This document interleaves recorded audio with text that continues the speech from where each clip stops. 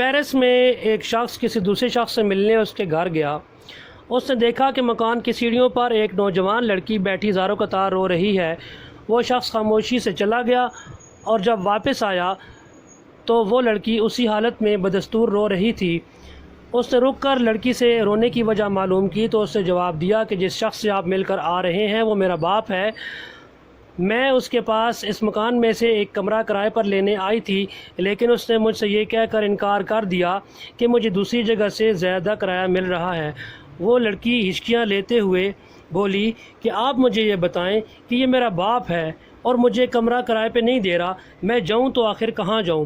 اسی طرح کا ایک اور واقعہ، ایک 39 سالہ عورت 3 بچوں کو ہلاک کر کے فریزر میں دبا دینے کے جرم میں گرفتار ہو گئی۔ سرکاری اہلکاروں کے مطابق اس کے شوہر نے بچوں کی لاش پلاسٹک کی تھیلیوں میں لپٹی ہوئی فریزر کی تہہ میں سے اس وقت نکالی جب وہ اپنے مکان کو تبدیل کر رہا تھا۔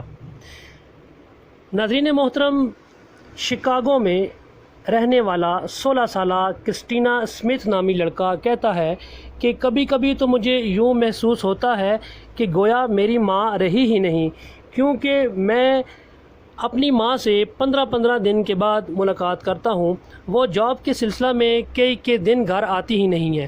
البتہ اتنا ضرور ہے کہ مجھے جب کسی چیز کی ضرورت ہوتی ہے تو میں ان سے رابطہ قائم کر کے چیز منگوا لیتا ہوں۔ میری اب یہ حالت ہو گئی ہے کہ میں رات کو سوتے ہوئے اکثر یہ کہتا ہوں کہ میری ماں کہاں ہے۔